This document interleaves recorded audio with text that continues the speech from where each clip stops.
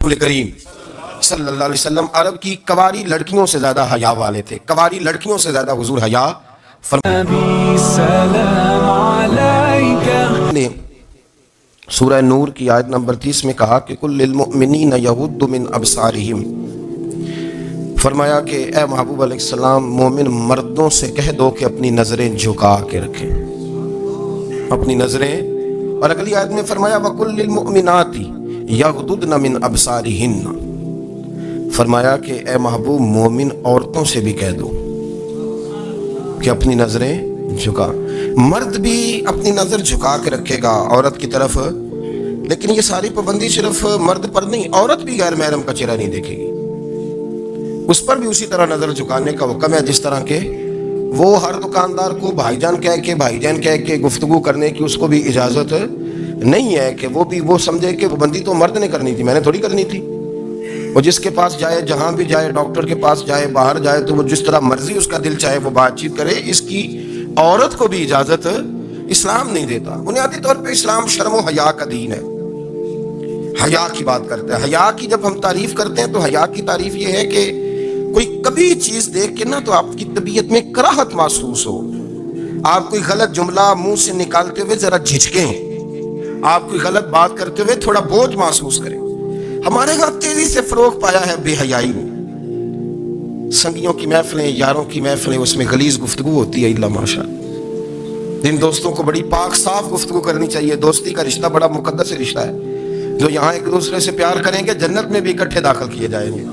شرط یہ ہے کہ پیار اللہ رسول کی رضا کے لیے ہو، لیکن اس کے اندر اگر آپ کی گفتگو کچی ہو، کمزور ہو، فحاشی والی ہو، عریانی والی ہو. ہمارے ہاں تو اب اس کو لوگ فیشن سمجھتے ہیں، اس کو مردانگی کی علامت سمجھتے ہیں کہ وہ جی ساری باتیں جی وہاں ہو گئیں، اور جس کا جو جی چاہا اس نے کہا.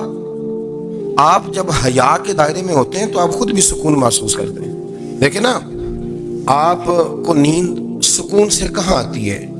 جہاں کمرہ بند ہو، چاروں جانب دیوار ہے، اوپر چھت ہے، خالی دروازہ بھی کھلا ہوا ہو نا، تو جب بندہ سکون لینا چاہتا ہے تو کہتا ہے یار ذرا دروازہ ذرا بند کر دو. وہ اچھی طرح اپنے آپ کو چھپا لیتا ہے نا حیا کے پردے میں، تو اللہ اسے سکون عطا کرتا ہے. اور جو اس سے بھی زیادہ ٹھنڈی نیند میں جانا چاہتا ہے وہ کہتا ہے لائٹ بھی بند کر دو. اب وہ مکمل طور پہ سمجھتا ہے کہ میں چاروں جانب سے چھپ گیا ہوں، اگر میں کھول کے بھی سو جاؤں گا تو میرا چونکہ پردہ قائم ہے تو مجھے کوئی دشواری نہیں ہو. آپ جب چھپ جاتے ہیں، جب آپ حیا کے اندر سمٹ جاتے ہیں، جب آپ چادر کے اندر آ جاتے ہیں تو آپ بہت ساری جگہوں پہ آسانی محسوس کرتے ہیں. تو حیا تو آپ کو سکون دیتی ہے، حیا تو دل کو راحت دیتی ہے. میں بڑی ذمہ داری سے بات عرض کرتا ہوں، قرآن مجید نے نا ایک مقام پہ مذاق کو، ایک مزاح ہوتا ہے خوش طبی، وہ نہیں، مذاق اڑانا. قرآن پاک نے نا مذاق کو ایک جگہ پہ جاہلوں کا طریقہ بھی قرار دیا ہے. بنی اسرائیل کے لوگوں سے حضرت موسیٰ نے کہا کہ گائے ذبح کرو اور ایک ٹکڑا مقتول کو مارو، زندہ ہو کے خود بتا دے گا مجھے کس بندے نے قتل کیا. تو کہنے لگے آپ ہمارے ساتھ مذاق کر رہے ہیں.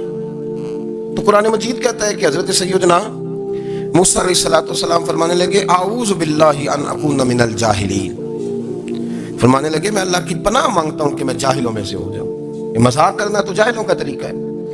اگر آپ کی زبان سے بے حیائی کا جملہ نکل گیا، اگر آپ کی زبان سے بے حیائی کا جملہ نکل گیا، آپ نے کہہ دیا کہ ہم آزاد لوگ ہیں، جو مرضی کریں گے، جو مرضی کہیں گے، جو ہمارا دل میں آئے گا کریں گے، تو پھر تو لوگ آپ کا وہ حشر کریں گے کہ آپ سے برداشت ہی نہیں ہوگا. جس کا لوگ مذاق بنا لیتے ہیں اور جو مذاق بن جاتا ہے پھر اسے کچھ جینے دیتا ہے. آپ حیا کی چادر میں چھپیں گے تو بچیں گے.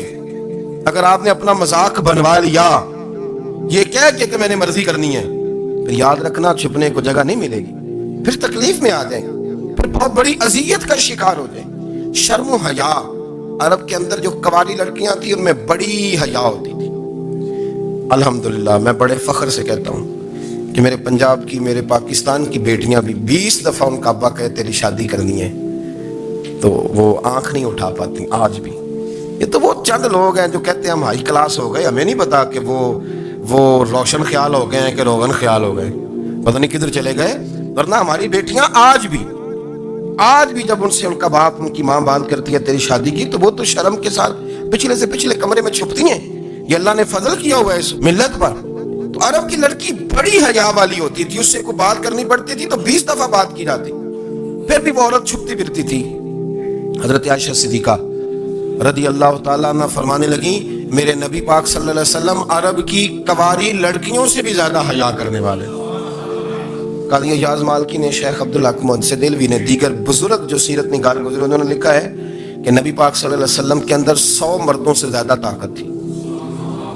100 مردوں سے زیادہ طاقت. اب جو بات کہنے لگا ہوں، جو نتیجہ دینے لگا ہوں، اس پر خاص توجہ آپ فرمائیں گے. ذرا فکری طور پر، نظریاتی طور پر ایک چیز کو سمجھیے. ہم سمجھتے ہیں کہ جوان لڑکا ہے جی جو مرضی کرے، عمر ہے جی. آپ ذرا بات پر غور کیجئے گا کہ حضور صلی اللہ علیہ وسلم میں طاقت 100 مردوں سے زیادہ ہے اور حیا کواری لڑکیوں سے بھی زیادہ ہے. ذرا اس بات کا تقابلی جائزہ کیجئے گا کہ طاقت 100 مرد سے زیادہ ہے لیکن حیا کواری لڑکی سے بھی زیادہ ہے. اس کا معنی یہ ہوا کہ جس ٹہنی کو پھل زیادہ لگ جاتے ہیں وہ جھکا کرتی. تو حیا تو حسن ہے، حیا تو آپ کو پاک صاف کرے گا، حیا تو آپ کو نرالا کرے گا، انوکھا کرے گا. وہ ہمارے ایک دانشور ہے، تو مضمون لکھا، کئی باتیں بڑی پسند آتی ہیں. وہ کہتے ہیں کہ میری اہلیہ، ان کو بھی کسی نے مس گائیڈ کر دیا تھا، حالانکہ اچھی خاتون ہے، کسی نے مس گائیڈ کر دیا. تو وہ بھی سماجی اور ویلفیئر، اور یہ خواتین کو شوق ہوتا نا بننے کا، تو وہ بھی سماج کے اندر اچھا مقام تلاش کرنے کے موڈ میں آ گئی. تو کئی ایک دن جانا تھا تو بڑی بن سور کے میرے ساتھ وہ گاڑی میں بیٹھ گئی. تو میں گاڑی میں، عورتوں کو یہ بھی مسئلہ ہوتا ہے نا کہ ہماری تعریف کرو، تو کئی دفعہ بعض مردوں بیچاروں کو جھوٹ بولنا پڑتا ہے، تو زبردستی کراتی ہیں نا جی. تو اس میں گنجائش بھی دی ہے شریعت نے گنجائش دی ہے کہ کبھی بیوی کو راضی کرنے کے لیے خلاف واقعہ بات کرنی پڑے تو کر لینی چاہیے. تو وہ کراتی بھی ہیں. 3 موقع پر خلاف واقعہ بات کرنے کی اجازت ہے. واقعے کے خلاف بھی آپ بات کر سکتے ہیں. جنگ کے موقع پر 2 لوگوں کو صلح کرانے کے لیے اور بیوی کو راضی کرنے کے لیے کر لیں کوئی ایسی بات، بے شک اپنی طبیعت پہ جبر کر کے کر لیں، گنجائش ہے، اجازت ہے. تو وہ کہتے ہیں جب وہ گاڑی میں میرے ساتھ بیٹھی بان سور کے، وہ تقاضا کرنے لگی کہ میں نے بڑے اچھے کپڑے پہنے ہیں پر آپ نے توجہ نہیں کرائی. وہ سیاںا بندہ تھا، وہ چاہ رہا تھا کہ میری خاتون سمجھ جائے. وہ کہتے ہیں مجھے پتا تھا کہ بیچاری مس گائیڈ ہو گئی ہے، دل کی بڑی اچھی ہے، سیانی ہے، لیکن اس کو کچھ خواتین نے، کچھ لوگوں نے مل کے اس کا ذہن غلط کر دیا ہے کہ سماج میں نکلو، باہر جاؤ، کام کرو، فلاں کرو، اپنی مرضی سے جیو. تو میرے ساتھ گاڑی میں بیٹھی کہیں جانے کے لیے، تو مجھ سے کہنے لگی کہ آپ نے میری طرف توجہ ہی نہیں کی، آپ نے کوئی ذکر ہی نہیں کیا کہ میں کیسی لگ رہی ہوں. تو کہتے ہیں میں نے اسے کہا کہ اگر تو ناراض نہ ہو تو پھر میں صحیح والی تعریف کر دوں. تو اس نے کہا کہ آپ کر دیں. تو کہتے ہیں میں نے درد سے اور خلوص سے اپنی بیوی سے کہا، خلوص کے ساتھ میں نے کہا میں تو روز گھر ہوتا ہوں، روز شام کو گھر ہوتا ہوں، اگر تو میرے لیے تیار ہوتی تو میں تیری تعریف کرتا، لیکن آج تو باہر جانے کے لیے تیار ہوئی، تو پھر ان سے تعریف کی امید رکھ جن کے لیے تو نے تیاری کی ہے. میرے لیے تیاری کرتی تو میں تو ہر شام تیرے پاس ہوتا ہوں. کہتے وہ میرے لفظوں میں درد تھا تو وہ بھی رو پڑی. میں کہنے لگی آپ گاڑی روک دیں، مجھے باہر جا کے کسی کو راضی نہیں کرنا، میں نے اسے راضی کرنا ہے جس کو رب کریم نے میرا شوہر بنایا اور میرے لیے منتخب کیا ہے میرے ماں باپ کو. میں واپس لوٹتی. یہ ایک پہلو ہے سلگتا ہوا، اس کو سمجھا جائے. رسایا کرتے تھے جب خانہ کعبہ کی مکہ شریف میں تعمیر ہو رہی تھی نا، اہل عرب اس کو تعمیر کر رہے تھے، تو نبی پاک صلی اللہ علیہ وسلم اپنے چچا حضرت عباس کے ساتھ خانہ کعبہ کی تعریف میں مصروف تھے. تو عرب کے لوگ چونکہ لمبا کرتا پہنتے تھے پیروں تک، تو نیچے اگر کسی وقت کوئی چیز نہیں بھی ہوتی تھی تو کسی کو وہ نظر نہیں آتی تھی، چونکہ پردہ رہتا تھا، لمبا کرتا پہنا ہوا ہوتا تھا. تو جب بچے، سرکار کی عمر مبارک بھی ابھی تھوڑی تھی، تو اس طرح بچے جب نکلتے تو وہ کئی دفعہ اپنی تہمت اتار دیتے نیچے سے، اور کوئی مزدوری کرنے لگتے تو 3-4 طے کر کے تہمت کی کندھے پہ رکھ لیتے. جس طرح کبھی دیہاتوں میں لوگ کپڑا سر پہ رکھتے تھے کہ اوپر اگر کوئی وزنی چیز رکھیں گے تو وہ تکلیف نہیں دے گی. نبی پاک صلی اللہ علیہ وسلم بھی سب لوگوں کے ساتھ خانہ کعبہ کی تعمیر میں شامل تھے. حضرت عباس رضی اللہ تعالیٰ عنہ نے کہا حضور سے، ابھی اعلان نبوت بھی نہیں فرمایا تھا، بھتیجے آپ بھی تہمت اتاریے، یہ صحیح مسلم میں حدیث موجود، اور اس کو کندھے پہ رکھ لیجیے، آپ اینٹیں اٹھا کے لا رہے ہیں تو ذرا آپ کو تکلیف نہیں ہوگی. تو سرکار دو عالم صلی اللہ علیہ وسلم سے یہ بات کہی اور پھر جلدی سے حضور کی تہمت کو نکال کے حالانکہ لمبا کرتا پہنا ہوا ہے، تو وہ جیسے ہی ان کے کندھے پہ رکھا اینٹیں رکھنے کے لیے، تو سرکار تو زمین پہ گر گئے، بے ہوش ہو گئے، آنکھیں آسمان کی طرف، اور پھر حضور پکار رہے ہیں آزاری آزاری آزاری، میرا تہمت دے دو، میرا تہمت دے دو. کبھی کوئی شخص اس وجہ سے بھی بے ہوش ہوا ہے کہ میرے وجود سے کپڑا اتر گیا ہے؟ حالانکہ سرکار پر وہ بے ہوشی بھی نبی پاک کا وہ جو غلبہ ہے نا شرم و حیا کا، اس کی وجہ سے، ورنہ تو حضور فرماتے ہیں کہ میری آنکھیں سو جاتی ہیں، دل تو میرا اس عالم میں بھی جاگتا رہتا ہے۔ تو سرکار زمین پہ تشریف لے آئے، آنکھیں آسپیرا میرا تامت دے دو، میرا تامت دے دو، تو جلدی سے انہوں نے تامت دیا تو حضور نے باندھ لیا۔ پھر طبیعت مبارک میں تسلی ہوئی، یعنی ہم اس رسول کے غلام ہیں کہ جن کے تو وجود سے کپڑا اتر جائے تو حضور برداشت نہیں کرتے، قبول نہیں فرماتے، تکلیف شروع ہو جاتی۔ لیکن یہاں نوجوان ہیں اور بڑا قد کاٹ ہے اور بڑے بڑے سمجھدار لوگ ہیں، گرمی آتی ہیں تو شارٹ کپڑے پہن کے گھومتے ہیں، ان کو خیال نہیں کہ یہ وہ والا لباس ہے جو باہر تو کیا گھر میں اماں کے سامنے نہیں پہننا چاہیے، بہنوں اور بیٹیوں کے سامنے نہیں پہننا چاہیے۔ آپ کی گفتگو میں شرم و حیا ہو، آپ کے لب و لہجے کے اندر حسن ہو۔ آپ کو پتہ ہے نبی پاک صلی اللہ علیہ وسلم نے فرمایا میری امت میں سب سے زیادہ حیا کرنے والے عثمان غنی ہیں، عثمان غنی سب سے زیادہ حیا کرنے والے۔ آپ فرمایا کرتے تھے جب سے حضور کا چہرہ دیکھا ہے میں نے کبھی اپنی شرمگاہ بھی نہیں دیکھی، میں نے آنکھوں کا وضو نہیں توڑا، اور جب سے حضور کے دست مبارک میں میں نے بیعت کے لیے سیدھا ہاتھ بڑھایا تو پھر سیدھا ہاتھ میں نے کبھی گندگی کو نہیں لگایا۔ حیا، آپ باتھ روم کے اندر بھی غسل فرماتے تھے تو کپڑوں سمیت کرتے تھے۔ کسی نے کہا حضرت واش روم کے اندر کیوں نہیں کپڑے اتارتے؟ آپ فرمانے لگے باہر بندوں سے حیا کرتا ہوں، اندر جاتا ہوں تو رب سے حیا نہیں شروع ہو جاتا، وہ تو دیکھ رہا ہے نا۔ تو میں جو بات آپ کی خدمت میں عرض کرنا چاہتا ہوں اس کو آپ سمجھیے گا میرے عزیز، کہ شرم والا مزاج، گفتگو بھی شرم والی، آنکھیں بھی شرم والی، لباس بھی شرم والا، دوستی یاری بھی شرم والی، بہت ساری ایسی باتیں۔ دیکھیں نا آپ ذرا، میں نے کہا کہ باتوں کو سن کے گزر نہ جایا کریں، اس کی گہرائی پر غور کریں۔ حضور علم کا سمندر ہے، سرکار سے زیادہ علم دنیا میں کسی کے پاس موجود نہیں ہے، اور صحابہ کو موقع ملا ہوا ہے اس سمندر سے فیض لینے کا، لیکن ان کی حالت یہ ہے کہ حضرت علی المرتضیٰ فرماتے ہیں 14 دن گزر جاتے، حضور سے کچھ سوال پوچھنا ہوتا تھا پر میں شرم کے بارے نہیں پوچھ پاتا تھا۔ 14 دن بخاری شریف میں موجود ہے۔ ایک دن نبی پاک صلی اللہ علیہ وسلم نے پوچھا صحابہ سے کہ وہ کون سا درخت ہے جس کے پتے نہیں گرتے، اور وہ درخت اس طرح ہے جس طرح مومن ہوتا ہے، وہ درخت میرے مومن کی طرح بتاؤ۔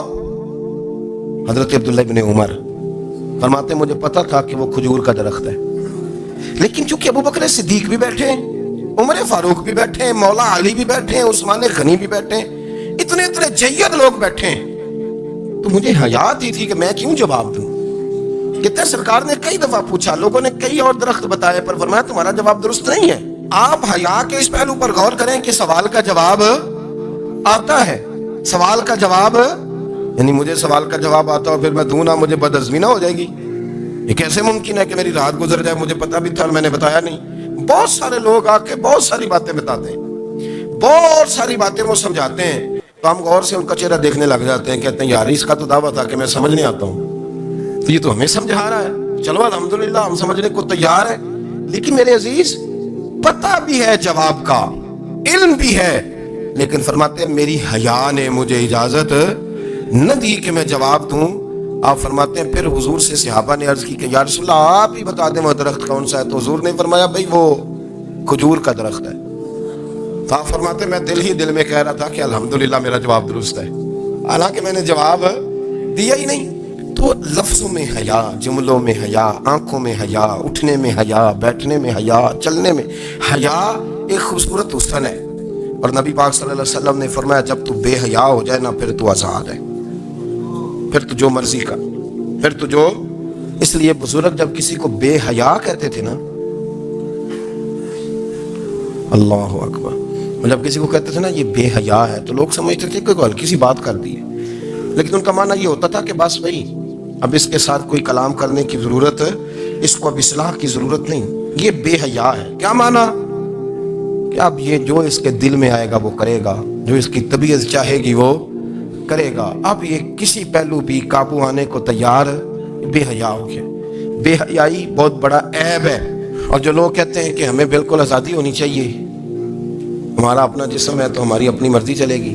ایک وزیر صاحب ہیں، پتہ نہیں میں ان کو جانتا تو نہیں، انہوں نے سینٹ میں تقریر کی ہے، میں نے ان کی بات سنی ہے، اس نے کہا نہیں بھائی جسم رب کا ہے تو مرضی بھی تو رب کریم کی چلے گی، اور مرضی بھی اللہ کی۔ یہ مجھے تھوڑا سا مسئلہ ہے جسم پر، کبھی کبھی مجھے کثرت سفر سے الرجی ہو جاتی ہے۔ میرے ساتھ لوگ نا دل سے پیار کرتے ہیں، شاید ہی کوئی اچھا ڈاکٹر ہو جس تک میرے سنگی مجھے لے کے نہ گئے ہوں، پر جسم اللہ کا ہے نا، مرضی بھی جب وہ چاہے گا صحت دے گا۔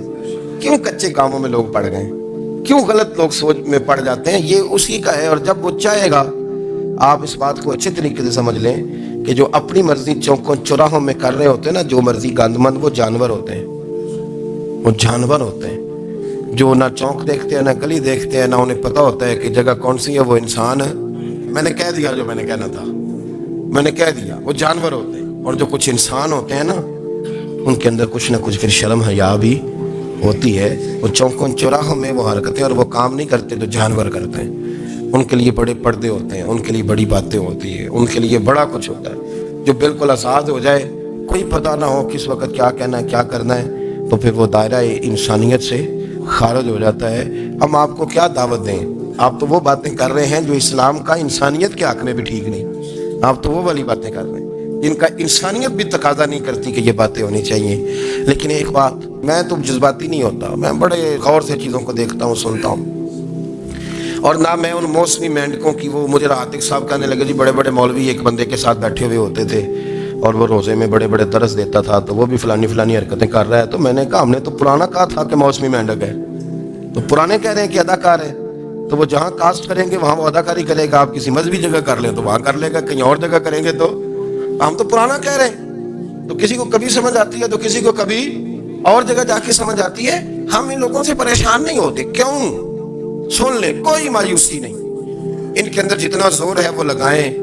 یہ ملک بنا ہے رسول اللہ کے نام پہ، یہ اللہ نے تحفہ دیا ہے امت مسلمہ کو، یہ نبی پاک کے نام پہ بنا ہے، تو یہاں جھنڈا بھی وہی والا بلند ہونا ہے جو مدینے والے رسول کا جھنڈا ہے، اور یہاں وہی کام چلے گا جو نبی پاک نے بیان فرمائے۔